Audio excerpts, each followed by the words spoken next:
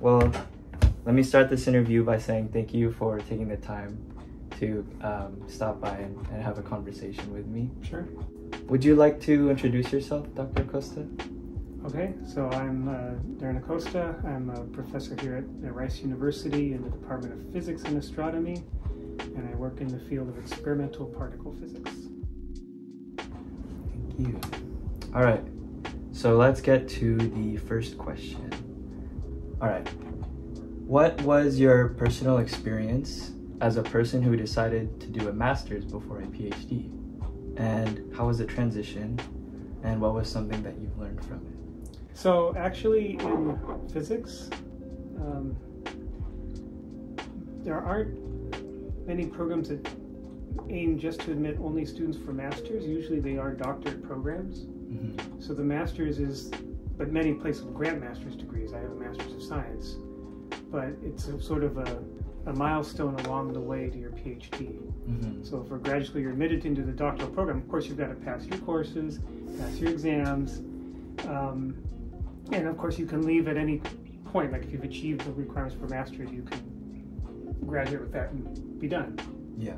But so I went into grad school not pursuing only the master's.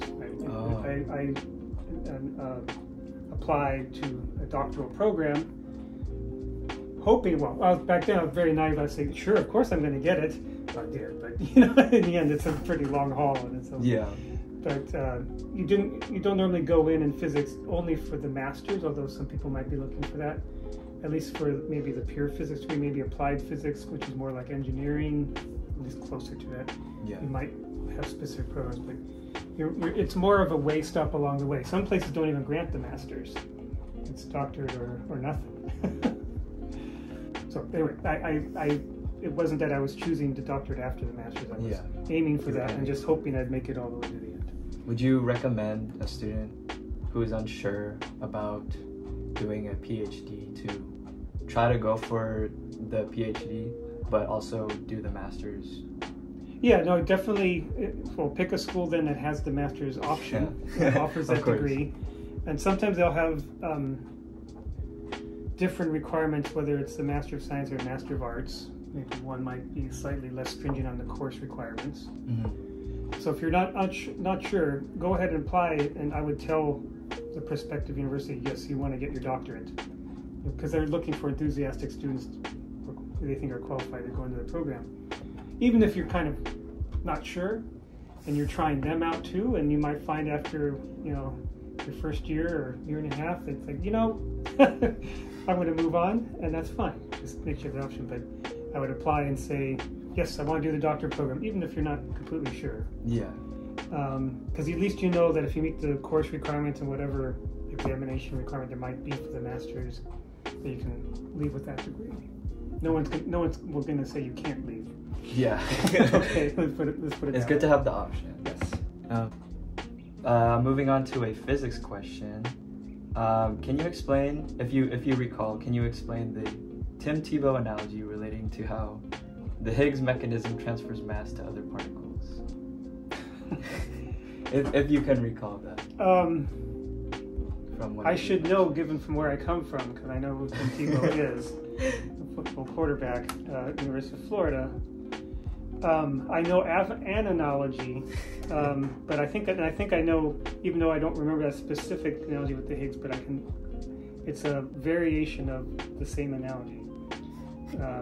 So, okay, we'll run through it. So, Tim Tebow, very famous quarterback, University of Florida. Everyone in town loved him. And so, very popular. Mm-hmm. So, if you're at some event, maybe it's a graduation, right? And Tim Tebow walks into the crowd, that person's going to be mobbed, right? Yeah. Everyone's going to want autographs. And Tim Tebow's not going to be able to run very fast across the field in front of the graduation if they know who he is and they all want to get his autograph. So he's going to be slowed down. There's a lot of inertia because he's so popular. It's attracting a lot of interactions with his fans. Whereas if I run across the field, there's a strange physicist running across, and I'll just run across unimpeded. So I apparently have less attraction to neighboring particles, people, than Tim Tebow. And so I will have less inertia. I can accelerate quite quickly, whereas someone famous will attract a lot of interaction, be slowed down. And that's an analogy of how the Higgs boson works. It couples to mass. The stronger, you get a stronger coupling for more mass. So a top quark interacting with the Higgs boson has a strong interaction. I might be more of a muon or an electron, very weak interaction, so the Higgs field doesn't slow me down much at all. I love that. Thank you for sharing. Sure. I understand that you enjoy bird watching as a hobby. Yes. And you tend to go on your free time, go out and see all the different birds. So first, before I show you what I want to share, I would like to ask, what is the rarest bird, or what is your favorite moment that you've had birding? Well, I'm an amateur birder. Okay, so Yeah. it's a hobby I picked up over the pandemic. So I can't say I've seen the whole variety of birds, but I've gotten excited when I find certain new ones. So the most recent one, which I thought was pretty, and I don't know if it's like the most rarest or interesting one found, even for myself, but the indigo bunting was here on campus. It's about the size of a parakeet, very indigo blue color, and that was pretty neat. And I think it was on the migration path or just passing through. But I've seen a lot of water birds, so I've learned the various names of these things. Infinite numbers of blue herons and egrets, and whooping crane is pretty rare, so that might be the rarest one I've seen. The whooping crane, it's a very tall heron, or crane I should say, it's the same type of bird. They stand about as tall as you. I saw one of those in a kind of a marsh area in Florida. We knew they were there because they advertised in the news, so the whole town was coming out to look for them. These big, tall, white birds. I guess the whooping crane would have been the most rare. It's because there aren't so many around that I found. But my favorite one, most recent, was this indigo bunting. All right. Painted bunting, sorry. That's indigo. Indigo painted bunting, because they're different kinds, yes.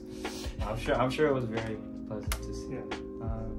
So I have here a bird collar as a gift to you. Neat. As a way of thanking you. Okay, thank you. I don't know I have not used one of these. if you've ever used one, but I think what you do is you twist it, and it causes friction in between all the different parts, and it mimics the sound of a bird. So if you twist it like fast, you get different sounds. I heard it.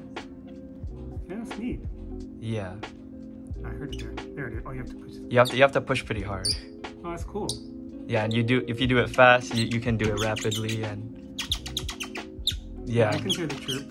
Yeah, I actually tested it earlier on the campus, and a few birds and squirrels followed Now I've got to me. learn which one it is. Yeah.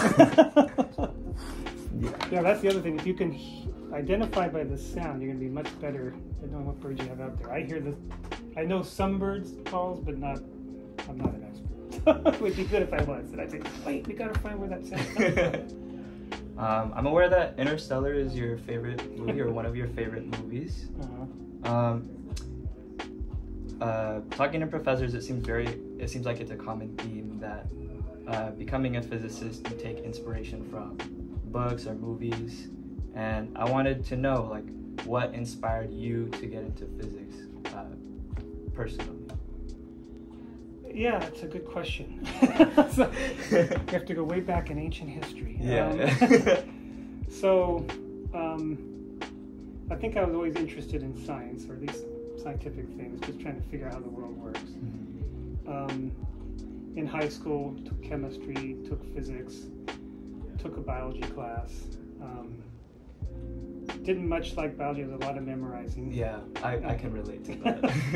Chemistry was sort of the same, and I didn't have the best of teachers at this high school. But in fact, the chemistry teacher was also the physics teacher. But the physics, I guess I liked. I guess physical science was, maybe it'd be more mathematical rather than hand waving. Like, we think the animals do this.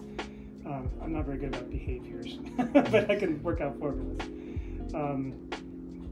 My senior year, I think it was senior year in physics class, high school, we had to write a book report, or maybe it was an option, and I wrote a book report about quarks. Not really knowing that particle physics would be ultimately what I go into. Yeah. But, so I wrote about quarks. I remember reading also about the discovery of the W and Z boson. And that was probably like the first inkling leaf for physics. And then, in fact, I applied when I went into college. I did declare physics as a major, so I must have wanted to do physics. I went as an undergraduate to Caltech. And it's a very difficult place. Rice is not exactly an easy place either, but I thought, maybe I should reconsider that engineering interest I have also. Okay. So I actually kind of hemmed and hawed. I signed up for more engineering classes after like the first term. But then I got a little bored. Yeah. So there must have been a reason I liked the sciences. It's just more interesting problems. So I was interested in science. I got taught by, in retrospect, very famous, interesting scientists. Not necessarily the best teachers, but interesting people. Yeah. Learned about astrophysics and quasars and things like that. And I said, well, that's all pretty cool, and I thought I'd go into... So I majored in physics. I left engineering, so I got my degree in physics. Wasn't sure where in physics, but maybe it was the astrophysics. So the interest was already set by then. Yeah. And then in graduate school, which was in San Diego, I started exploring more on the astro side. But I don't know, graduate school is a little bit different than college. You're doing an apprenticeship. You work under an advisor, which is like a mentoring relationship. And I wasn't, probably maybe just from lack of time and interaction, just didn't click yet what was the potential mentor. And but whereas that first summer, I said, well, I'll keep my options open. Another professor in particle physics said, well, look, we need somebody this summer. I know no commitment, but you can work with us. You have a job for this summer in building particle detectors using scintillators, scintillating fibers, and that did click, and I never turned back. But I think there was generally an interest in science, in particular physical sciences, not life sciences, not chemistry. Yeah. I do like engineering, like building stuff, designing stuff. And so being an experimental physicist kind of gives you the best of both worlds. You get to still design and build stuff, but for trying to figure out an answer to some question about the universe. Yeah. So why not? Did you watch Oppenheimer recently? I have not seen it yet. You should see it. I saw it this weekend with Emmy and Mark. Okay, cool, good. Yeah, I you guys doing it. All right. Yeah. No, it's on the list. I was traveling the last weekend, so I had a chance. I understand that you have an interest in running and attempt to run equivalently around the Earth. Okay, you found a lot of things. Yes. How do you find that running complements your work as a physicist? What role does it play in your academic career? Like, personally, I like to meditate to clear my head, and I was wondering if it has the same properties for you. It's very similar. I think running, doing any physical activity is just a break from what you're normally doing, which sadly is sitting in a chair. Yeah. A good part of my working life, which doesn't get you much exercise. Yeah. Any change of scenery, environment, activity is always good, I think, to clear the mind. Running, I think, was probably very much akin to meditation because it's not necessarily the most exciting sport you can choose, right? You just, especially if you start running in the summer when it's like now, it's hot, yeah. and it's just like feels miserable. It's like, oh, why am I out here? But so you have to kind of get in like this sort of runner's trance where you're just kind of like, okay, just click into miles. But if you do it enough, it starts to grow on you, and you can't live without it. You have to have it as part of your daily routine. Yeah. And also, as one gets older, you realize you have to do things Yeah. like this, otherwise your health goes down. So it's a good way to force the body to keep moving and doing exercise to stay healthy, because both my wife and my parents are good examples of what happens if you don't exercise much when you get older in life. That you have various problems. It doesn't guarantee us that we won't have problems when we're older, but I just find it at times relaxing, clear the mind. Sometimes you'll think of something and then I just have to remember it by the end of the run. Like, oh, that's it. That's what we need to do in whatever class or lab or whatever. if I can remember. But it certainly can be painful. But if you keep making it, if you just make it a habit, like you have to eat breakfast usually every morning. I just do my run before breakfast every morning. I've been doing it for over a decade. I've been running for longer than that, but continuously, for me, a high level, not necessarily a professional running high level, for more than a decade. It's just a good routine. What is your favorite fundamental particle? And I say that it can be a proposed Susie particle. Yeah, I was hoping for some nice Susie particles. Maybe they're still there. I would say my favorite particle, mostly because it's the most practical one, and all the work I've been doing is the muon. So just the next, it's a particle found very early on. It was actually the first exotic particle beyond electrons and protons, and discovered, I have to see which one comes first, but around the same time even as the neutron. So it was pretty early on. Yeah. It was discovered in experiments. First thought to be the pion, later found to be muon. But the muon is a fundamental particle like the electron, but heavier, very penetrating. So a lot of my research life has been also involved around muon detectors. So it's a type of detector, a type part I've had to learn to deal with, and we're now studying potential new colliders involving the muon. So I think I have to choose the muon as my favorite particle, even if it's not the most exotic particle by any means. Even the Higgs boson is far more exotic than the muon. Anyway, as far as favorite, that would be my favorite. Just like, maybe a blue heron, right? They're ubiquitous, but they're still pretty cool. No, even the originals are great. So I found an article on New York Times that you were actually, they quoted you. It's not bad, but I have it right here. The question is, please explain 7 minutes too late. And it said that you were coming out of your shift at the CMS, and I was wondering, 7 minutes too late. I wonder what in particular was too late about the event. Was there something particularly important or exciting that you wish you could have witnessed during your shift? I don't remember the context of this 7 minutes, but we might work our way through there. Obvious things which it probably wasn't having to do with was like with Higgs boson discovery at the LHC, which of course was the big, so far of all the scientific measurements, that's the biggest breakthrough or measurement we've found. And at the time, I was not yet directly involved. Our physics group was, but I was doing other things. But before the LHC could provide enough data to discover the Higgs boson, I was involved with the commissioning and operations of the CMS experiment. So I was the deputy coordinator for commissioning and run. They call it run coordination. Each collection of data is called a run. And so to me, it was pretty exciting when they first started threading beams into the LHC. First one beam at a time, just trying to get it to go around the ring without crashing into something. Just try to steer it, and that's done by other operators, not by an experiment. But given that I put up until that point 3 years into that position, and my family's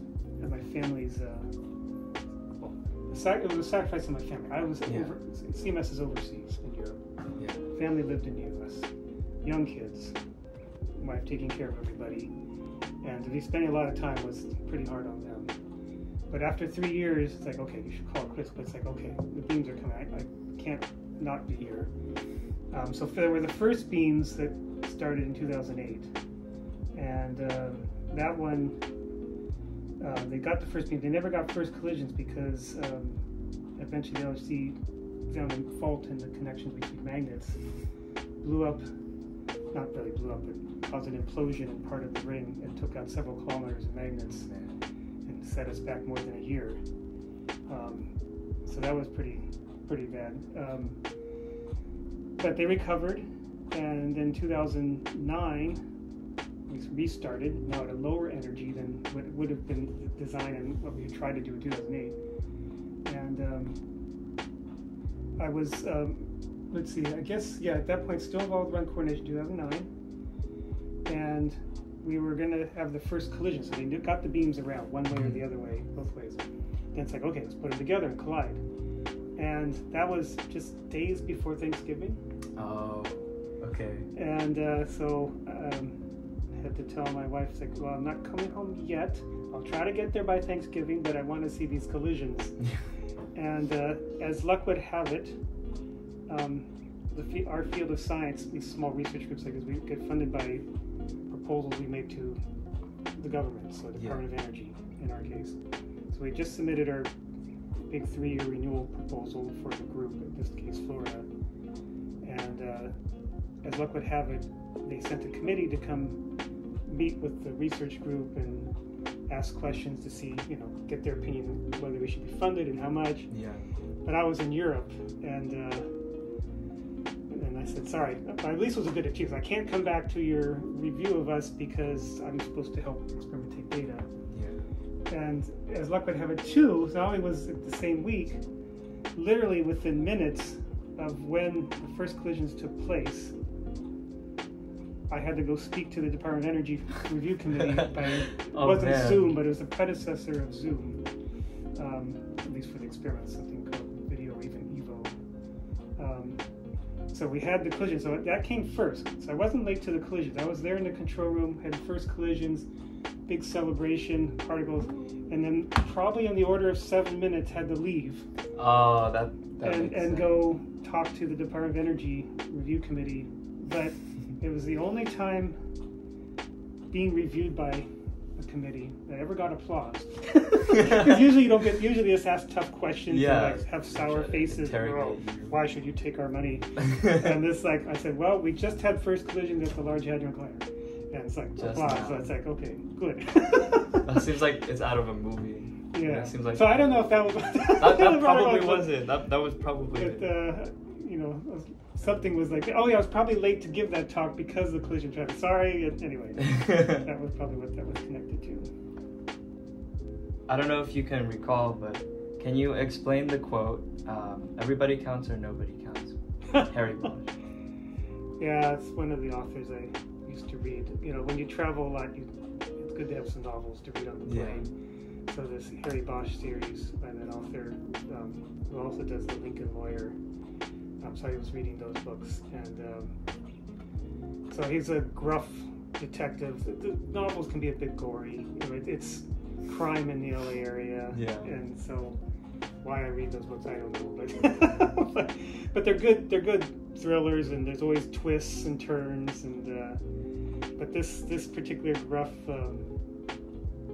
detective, who no one in the police department liked, Harry Bosch. Would always go after the cases, even if it was, rest of society, the outcast society, the prostitutes, the drug dealers.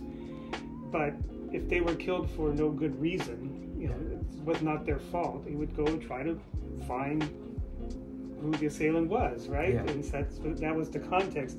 Everybody counts or nobody counts, and I think my reason I probably hooked to that is you can't pick and choose when you want to apply your values. You either have values and ethics or you don't.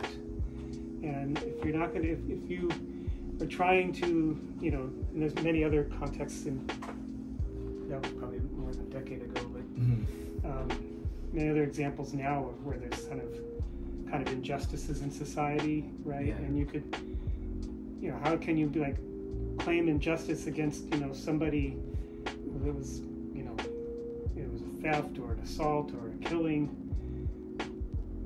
then you care because they're the same color of skin as you are.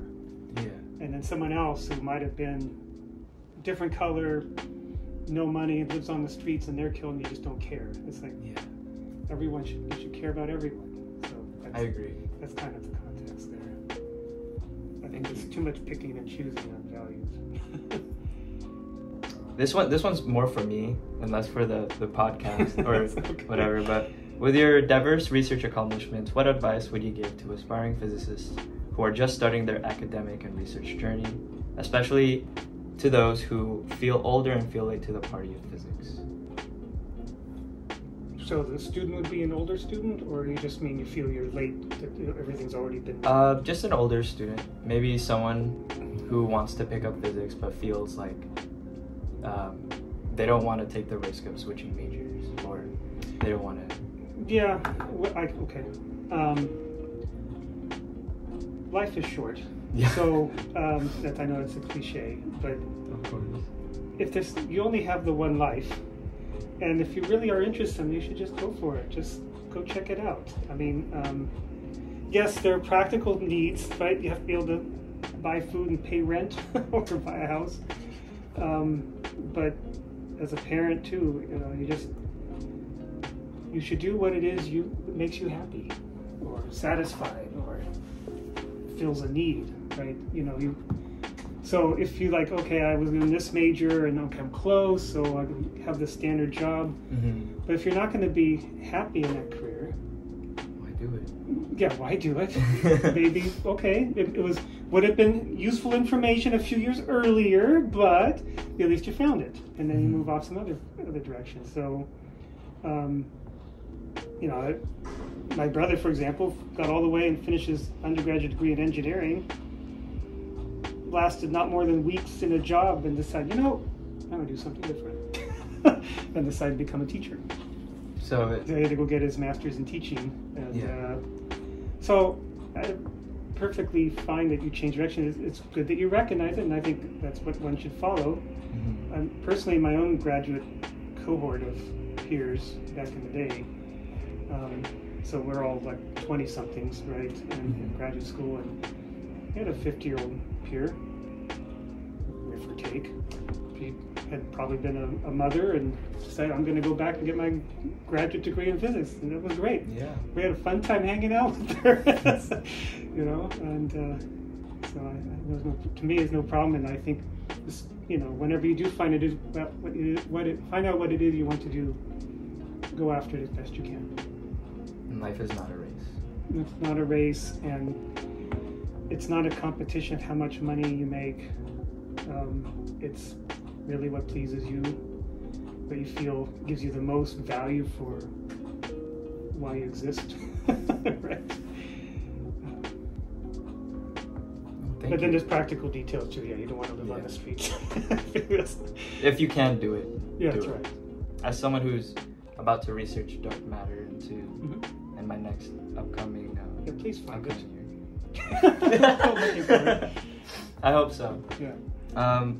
What are your personal beliefs or theories about the nature of dark matter? Given the current state of research and observations, do you have any speculations on what dark matter might be, and how could it potentially be detected or understood? For instance, how supersymmetry provides the way for dark matter. Right. So there's a lot of different types of evidence that tells us, at least on astronomical or cosmological scales, there's dark matter. In the literature, first to start with rotation curves of galaxies, indicating there's more mass than you can see in starlight. There are clusters of galaxies. There's gravitational lensing, which tells you how much matter is between you and the galaxies that are being lensed, which you just don't see it in the telescopes. So there's a lot of evidence in that way, but also it's not the only piece of evidence. There's more abstract evidence when people are studying the cosmic microwave background, studying the expansion or acceleration, deceleration of the universe by looking at supernovas. There's a mix of matter as a whole, of which we know the fraction that's visible, plus maybe even dark energy. And so the puzzle pieces are starting to kind of agree with each other, and there's like apparently 20% of the universe energy is in dark matter, and it's far more, the known matter is like 4 or 5%. Yeah. So it's a lot more dark matter than matter. So there's a lot of evidence that leads you to think that, okay, as a scientist, I have to believe it's there. And from what I understand from some other readings, that you might think, well, maybe gravity just has to be modified, but they've tried to modify it in many ways. It just doesn't always fit. Doesn't mean that there's not something strange, maybe, but so then you take it, okay, there's some mass out there that we don't know what it is. Sadly, we don't really have strong constraints on what that mass is. as a particle physicist, I hope that it's a particle we can produce and detect by not detecting it in collisions. But it doesn't have to be. It could be extremely light, maybe close to neutrinos, but not quite that light. And in which case, it's a certain type, a different class of experiments we have to find that dark matter. It could be super heavy, which may mean that maybe our colliders don't have enough energy to make it yet. Yeah. Or somewhere in between. Collider experiments like I work on have a certain range that they'd be sensitive to. And so that's my hope, but you know, nature doesn't have to have anything to do with your hopes. It could just be what it is. But supersymmetry, it had many reasons to be fascinated by it and why it might be a symmetry of nature, even if nature decided not to choose it. Yeah. It's kind of like an antimatter concept, but with particle spin and not charge. And it wasn't because of dark matter that it was originally conceived or invented, if you like. Supersymmetry was a consequence of string theories, which are another postulated type of class of theories, which say everything's made of strings or loops of string. But for that to work, you had to have this symmetry between fermions and bosons called supersymmetry. So that's where it was born. However, it has other nice features. The nice features are, one of which if you invoke a symmetry that the lightest particle can't decay into normal matter by itself, it's stable. And if it's electrically neutral, that could be your dark matter candidate. It's a neutralino, as they call it. So it's a massive neutral particle, only weakly interacting. So that fits the bill for dark matter. We have not seen any evidence after several decades. The New York Times has published that more than once, that many physicists have not found dark matter, or at least found supersymmetry. So that's why that's the connection with supersymmetry there. It's not the only connection. Supersymmetry also can facilitate grand unification of forces. Interestingly enough, the electromagnetic force is stronger than the weak nuclear force, which in turn is, of course, much stronger than gravitational force. The strong force is stronger than all of those. They all have different strengths, but if you run them up to high energy, their strengths they change, and they start to come to the same value. But not exactly. So if they did come to the same value, that's kind of evidence that really it's maybe the same phenomenon, same force. But at low energy, they kind of bifurcate, and you have magnetism here and strong nuclear force there. But supersymmetry adds enough other particles that it would make how those forces evolve with energy converge at the same point. Grand unification. So that's another nice indication that maybe it's essentially like that, because the data seems to show that it wants to do that, but it's not perfect. This would help make that happen. A third piece of evidence is the Higgs boson mass. No one can justify why it has the mass that it does. 125 GeV. It either should be near zero or near infinity. It doesn't like to be, because it's the so-called scalar particle, it doesn't like to be in that range at zero. Because if you do calculations, it's very unstable. You have to do what's called fine-tuning. So the coupling parameters in the theories have to be tuned to, 26 digits of precision. Some huge, it just doesn't seem natural. Starting a universe slightly different conditions doesn't drive you to the universe we have without this fine-tuning. You've got to tune things just right, which bothers us that the universe had to be just so. Whereas supersymmetry offers particles with different characteristics that exactly make it that it will be just so. It cancels out, so the Higgs mass is just perfectly fine where it is. So these are the reasons for supersymmetry, and a strong one for astrophysics is it could provide a dark matter candidate. But everywhere we've looked at, every energy and every which way still have not seen these predicted particles, so we may just have to say we have to think harder. And that's where your experiments come in, like the muon collider. Yeah, going to new energies, higher energies, would help explore maybe unexplored territory. Different types of colliders can produce particles differently. So a muon-ion collider is an exotic collider that takes a muon, which is a lepton, with a proton, which is a quark, collection of quarks. they could potentially fuse into an exotic particle called a leptoquark, which might also be connected to granularification. Not so much of the forces, but we have leptons on one hand, like the electron and muon, and we have quarks on the other, which make up protons and neutrons. The electron and the proton have exactly opposite electric charges. So I always like to joke with my intro physics students. I say, okay, and why is that? And of course, okay, everything in physics is hard and new. It's like, I don't know. And I say, well, I don't know either. no one really knows why they have the exact opposite charge. It's convenient. Atoms wouldn't exist, and we wouldn't exist the way we do if there was a repulsion or attraction between charged neutral objects. They're supposed to be neutral, but they weren't neutral. They'd be strongly electrically repulsing or attracting. So there must be some relationship between the charge of the electron and the charge of the proton, which means between electrons and quarks. So that might mean a leptoquark.